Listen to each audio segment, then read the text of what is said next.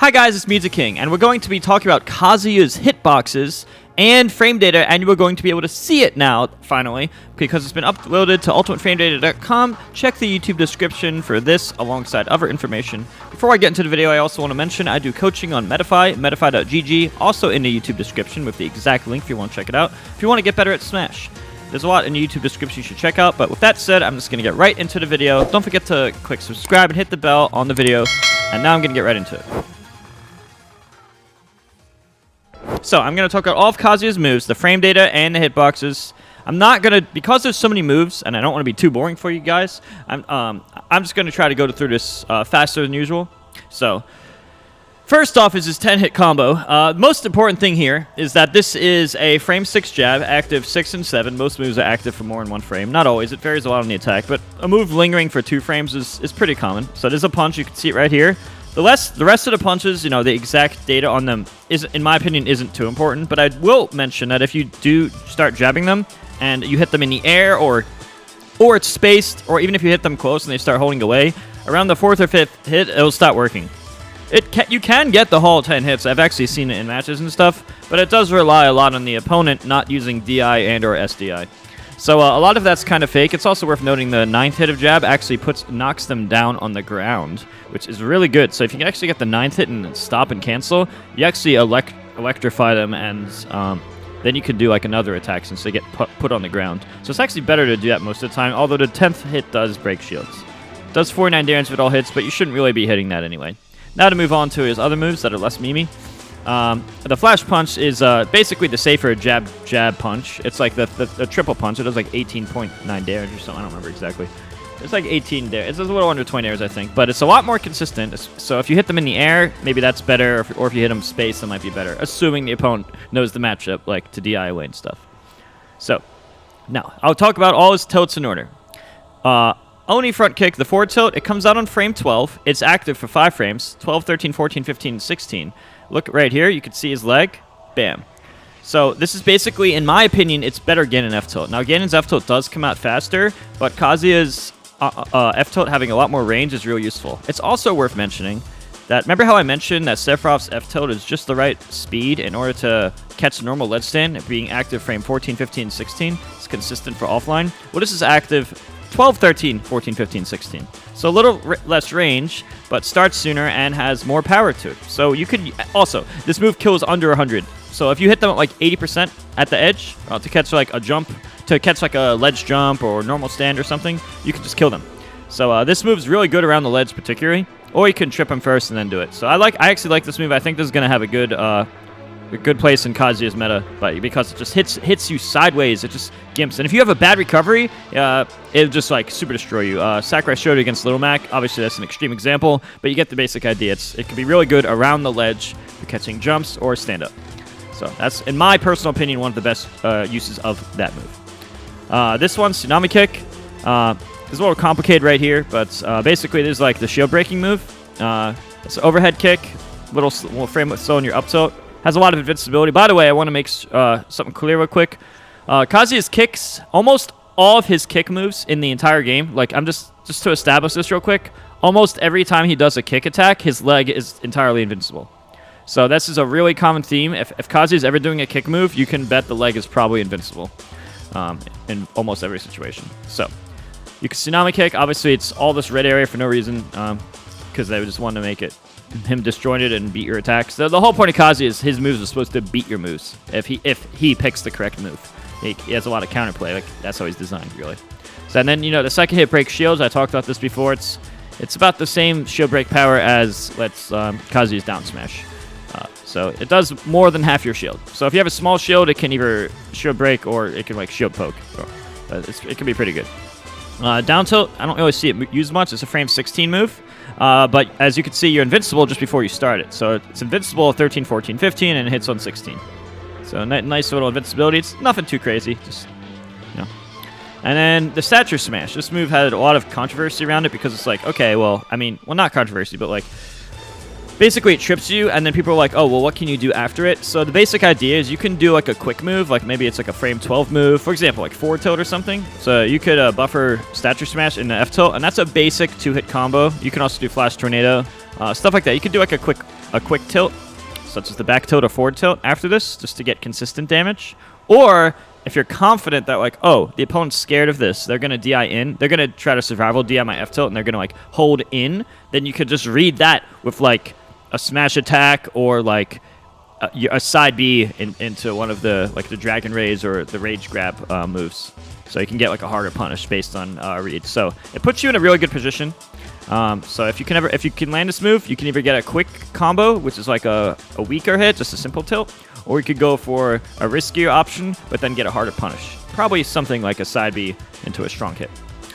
So then you have back tilt, which is the flash tornado. It's like the reverse of the F tilt. You just hold away, and it's simple. It's just 1 frame faster, and it's kind of an overhead hit. It's a simple attack.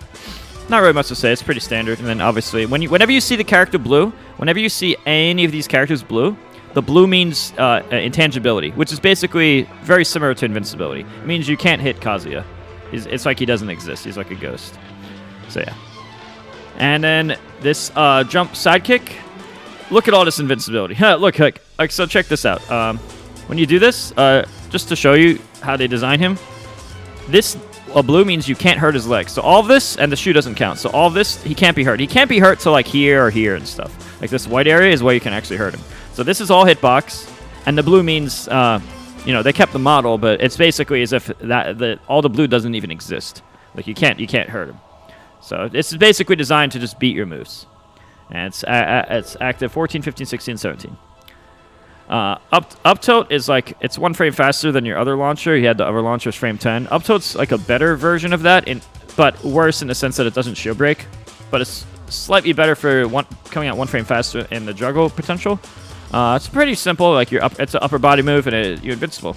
And it's a 1-2 hit, or you could do 1 hit into some combo. I don't know the optimal combo yet, but that's the basic idea of it.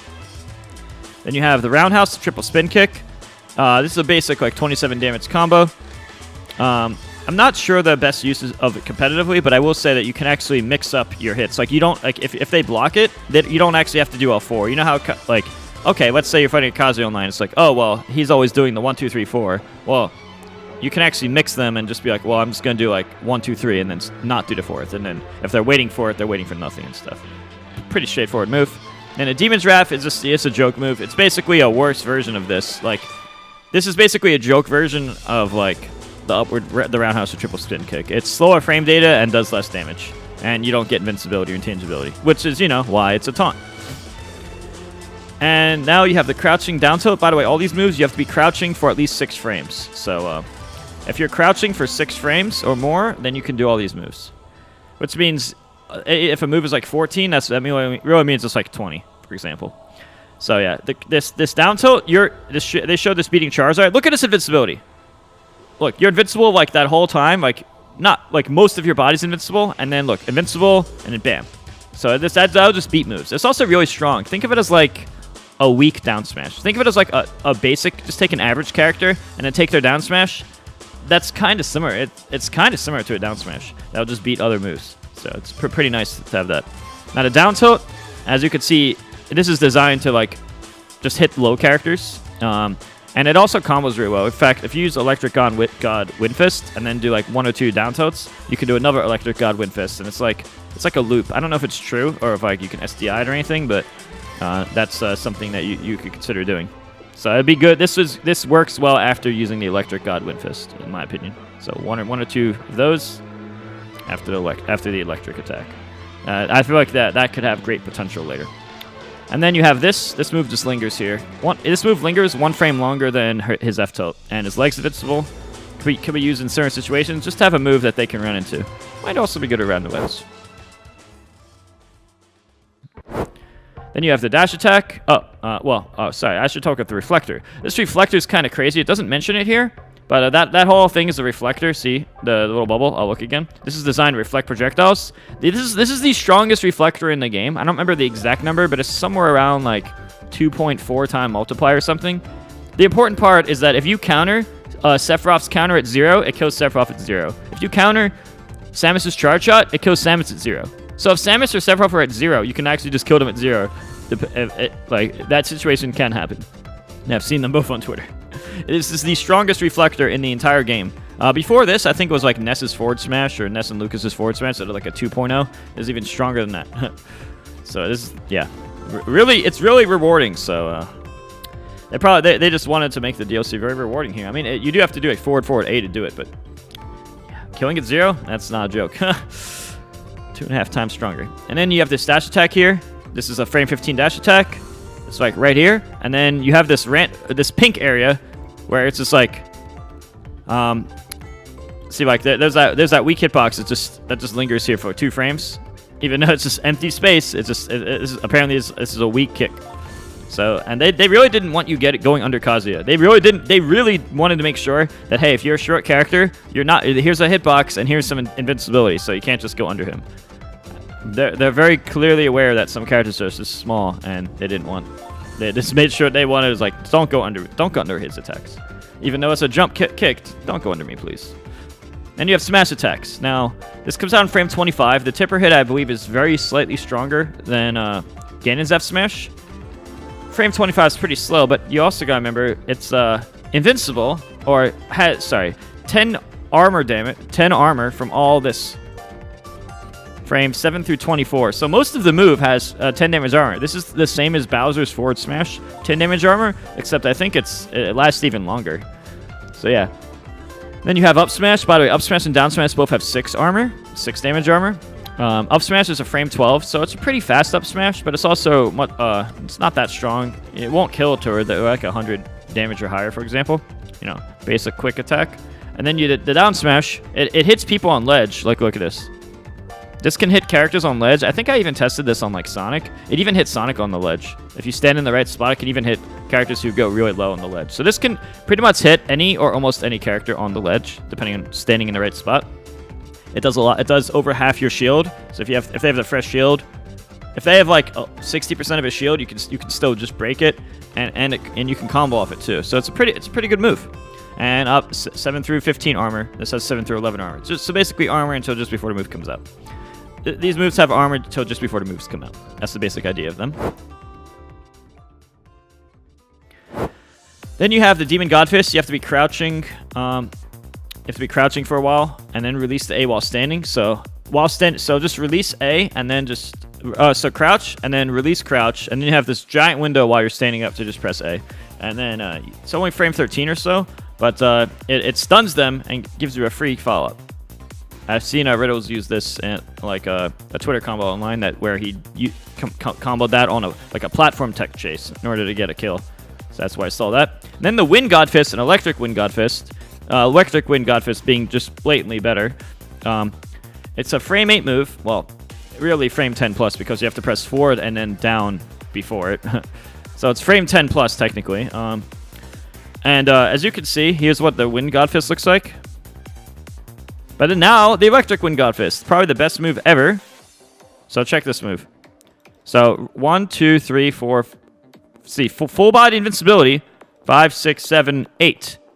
He's fully invincible and doing the move that hits on frame 8, which is really 10 plus.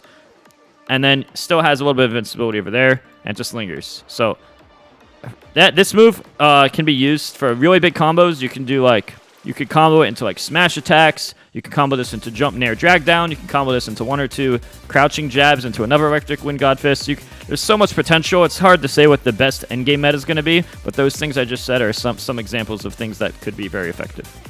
So this move is insanely good. This is definitely going to be a move that you have to learn. To do it, you do forward, down, and then down, forward, plus 8 at the same time. It also works if you press forward, down, forward, and then down, forward, plus 8 at the same time. When testing frame by frame in training mode, those were the possibilities that worked. Some people say press forward and then mentally think of it as down and 8 at the same time and then down forward, but technically it's what I just described. So yeah. But that move isn't crazy good, and if you're a Kazuya player, you pretty much have to learn this. Also, when you hit a shield with this, you push them back, and you actually have frame advantage, but that frame advantage doesn't really matter because you're basically both in neutral. You can technically act first, but if they're shielding, it just pushes them back, like really far. And basically what I mean is when you combine the invincibility of this, combined with how it pushes their shield back, it's really safe. Also, it deals 0.5 damage less in the air. They probably did this to like change like how it works in the sense that like you can't just keep doing electric wind godfist to like stun them forever. You have to do like a move in between, which is why I said things like if you wanted to extend the combo really far, try to drag down nair into something or a crouching jab and once or twice into another one. So things like that are some possibilities to play with to try to extend to long combos, for example.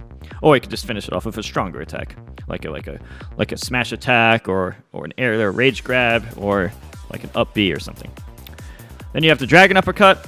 This is the same input as like one of the rage attacks I'll get to later. It's basically like forward, down, down, forward, and you hold A. It's the same input with and without rage. Of course, the rage one's obviously better, but it's frame 5 plus 15 because. So this is really frame 20 plus. For the purposes that matter, this is really frame 20 plus. This is frame 10 plus. This is basically much stronger than your F smash. And in my personal opinion, a really good situation to use this is after you land a side B, because after you land side B, it's a guaranteed hit. So, and with and without rage, you don't even have to think about if you have rage or not, because the inputs are the same and it's a very rewarding hit. Why would I recommend this over the F smash? That's because usually when you hit them down the ground after the side B, then the F smash is a weak hit because of the way it hits them. But yeah, that's more about talking about side B. But that's just I think this is worth learning too. Sometimes I try to do electric wind godfist, but I hold the A button for more than 5 frames. See, if you're actually holding the A button for more than 5 frames, it makes you do the dragon uppercut. But if you're holding the A button for less than 5 frames, then you can do these godfist, for example. That's a mistake I made very often, so just wanted to point that out. And, you know, you can clearly see where the blue is, the Aldous invincibility. They really loved his invincibility. And then spinning dragon to left hook. It's basically an invincible approach. I think this could be pretty good after, like, you know, when you trip them, you do this stature smash, which is like the trip move he has. This could be a pretty rewarding hit. It's like more rewarding and more damage than like his F tilt. So if you're able to do this input, forward, down, forward B, this also combos after the stature smash. So it would be worth practicing stature smash into this combo if you want a guaranteed combo, assuming you want something guaranteed, more rewarding than the F tilt, but not having to take a risk and guess wrong on the on their tech roll. So that's those are some uses of the moves that I think are worth experimenting with. And then the neutral. See right here, that red part on the tip of the fist, that just spikes them and hits them down, but it still lingers for a while. A lot of Kazuyas do these combos where they do like a rising nair, and then double jump fair, and then either landing nair or landing up air. And if they're not holding away, you can hit them again, for example. I've seen a lot of those combos, but yeah. Pretty straightforward. This would be a lot better if Kazuya's jump squat wasn't 4 frames slower than every other character, but he doesn't get into the air until frame 8, so 7 frames jump squat, which is 4 frames slower than usual. And then the forward air, basic kick, has really good range on it. Back air, pretty straightforward, a stronger hit. Pretty similar concepts to the things we've seen before. If you know all the DLC, it's always the back air slower and stronger. It's always strong in the tip of the foot and fists. Pretty straightforward stuff, you know. Up air, frame 4, but you know, has good range, invincible leg, whatnot. These are pretty straightforward. What you see is what you get. A lot of disjoints on the moves as expected. Then the downer, frame 17, and it lingers a pretty good time. Look, as you can see, this lingers quite a while. 17 through 39, more than 20 frames. 23 frames or something. As a landing hitbox. The total time is until 57 frames, so be careful that you're not going to actually... If somebody recovers really, really low, for example, they can actually just go under your downer. But keep in mind, when edge guarding, see, look, right here, right when he starts after this move, just so you see, watch the animation. See, it goes away. Right after it goes away, that's when his body starts moving back to normal. So keep that in mind if you're going to use this for edge guards, for example. And you have the special attack, frame 27 blaster. This is more of an online move. Offline, you're probably not going to land it as often because, you know, projectiles online are just a lot better. And the air version, it's the same thing. You can also angle it. It could be used for like edge guards and stuff. And then the Devil Fist, this comes out in frame 16. It's actually active for 7 frames. 16, 17, 18, 19, 21, 22. The beginning is like it knocks them over, and then you can get a follow-up. As I mentioned earlier, I recommend the forward, down, forward, press and hold A. With and without rage is a very good option to do. So that's a good bread and butter. I'm sure there's more complex combos you can do if they're not at kill percent, involving electric, wind, godfist, into other things. whatever the end game meta of that optimized combo tree becomes.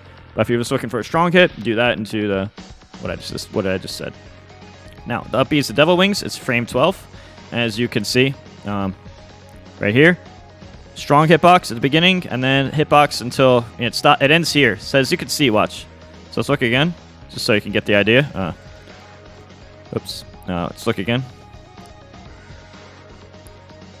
So as you can see, this is actually true with a lot of up Bs, but I want to show you something. Watch when this hitbox ends. See, the hitbox ended around here. Now what? See where Kazuya is? He's still going way up there. So just like most up Bs in the game, a lot of people don't notice, but a lot of up Bs, they don't have the hitbox the whole way up. So you can actually like, if they're too low and far away, you can actually try to challenge that spot and hit them even before the 2 frame. But yeah, it's frame 12. Sometimes I use this to kill after like juggling them in the air, or Electric Wind Godfist if they're like at 100 or even less than that. It's kind of like an aerial. It's kind of similar to his up smash. It's like a weaker up. It's like, think of Kazuya's up smash. Now think of this slightly weaker Kazuya up smash, and that's like basically that move. And then you have down B, Heaven's Door. No, not Heaven's Door from JoJo. That'd be way too broken. But this is his grab. So right here.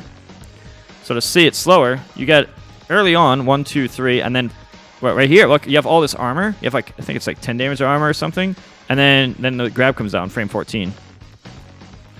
Now it's important to note that there's also the Rage Drive non-input, and then the Rage Drive with an input. So you can see right here, Rage Drive non-input. Very similar to the Heaven's Door, as you can see. It's very similar to Heaven's Door.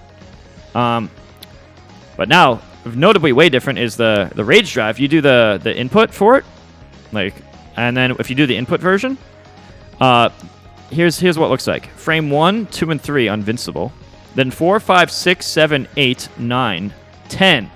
And it also hits on 10. And all of this is, as far as I'm aware, this is infinite super armor. I think this is for both Rage Drives. It's definitely the input Rage Drive, but I think it's Rage Drive and the other Rage Drive, where even no matter what you hit him with, now this info could be wrong, but I don't think it is.